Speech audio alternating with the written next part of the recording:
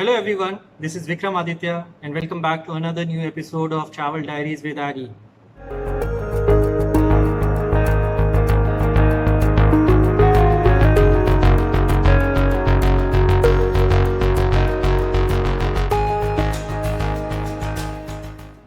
So Oman की इस series को जारी रखते हुए in this episode we will explore a new beach destination जिसका नाम है अल सवादी बीच। ये मस्कट से कुछ 110 किलोमीटर्स के डिस्टेंस पे है।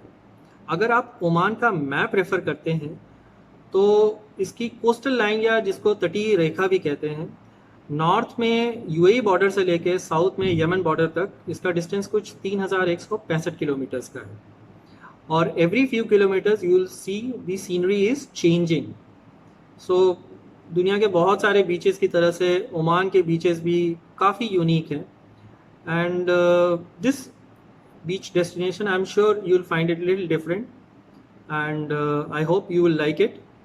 So let's begin this short day trip. So we'll start our journey once again from Muscat city. Al Sawadi Muscat से नॉर्थ की तरफ एक फेमस टूरिस्ट स्पॉट है।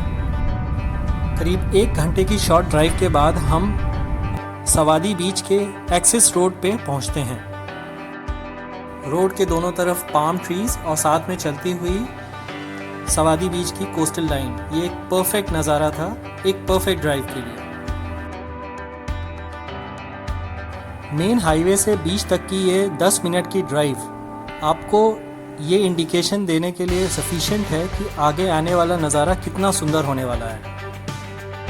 ये सीधी रोड हमें डायरेक्टली सवादी बीच के पार्किंग एरिया तक ले जाएगी। The signature landmark of Sawadee Beach, the famous rock island, is visible from here now.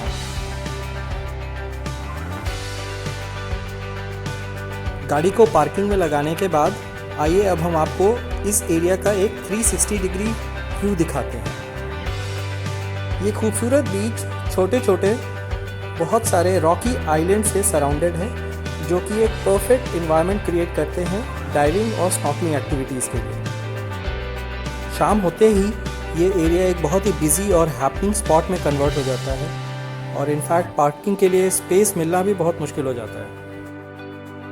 As a tourist जैसे ही आप पार्किंग में पहुंचते हैं, बहुत सारे लोकल्स आपको बोट टूर के लिए अप्रोच करेंगे, जो कि यहाँ की बहुत ही कॉमन एक्टिविटी है।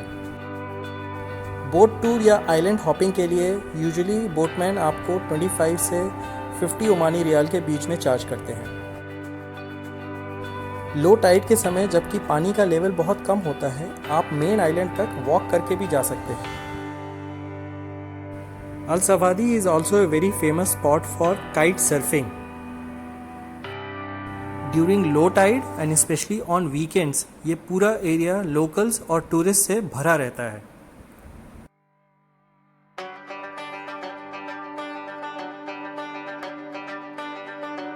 ड्यूरिंग लो टाइड जबकि पानी बहुत दूर तक रिसीड कर जाता है, many locals specially youngsters try their driving skills on the beach.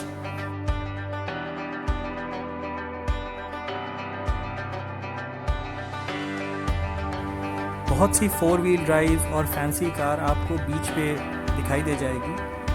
Although it is not allowed, but I am sure इसका एक अलग ही एक्सपीरियंस होता होगा। आप देख सकते हैं कितने मज़े के साथ लोग बीच पे ड्राइव एंजॉय कर रहे हैं और कुछ लोग तो बहुत दूर तक अपनी गाड़ियां लेके गए हुए हैं।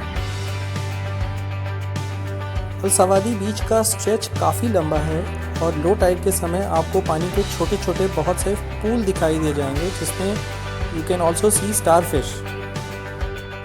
ये एक बहुत ही एक्साइटिंग एक्सपीरियंस है, स्पेशली बच्चों के लिए। फैमिलीज़ के लिए ये बीच एक बहुत ही आइडियल डेस्टिनेशन है। टूरिस्ट्स के अलावा बहुत से लोकल अपनी फैमिलीज़ के साथ यहाँ पे इवनिंग वॉक या सनसेट वॉच के लिए भी आते हैं।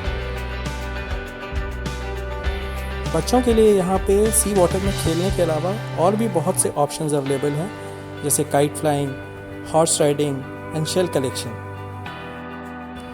एक छोटा सा प्ले एरिया भी है जहाँ पे kids of all age group can enjoy.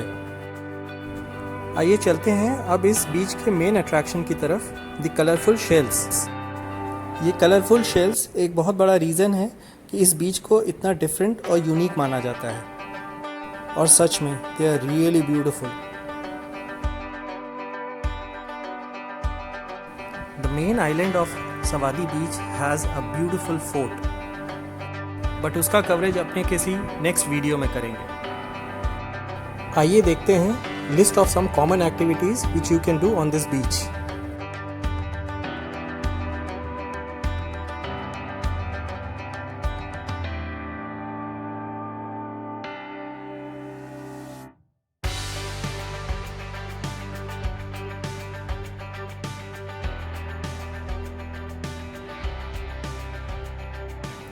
Thank you for watching the video till the end. If you have liked the video, please press on the like button and subscribe to my channel for encouragement.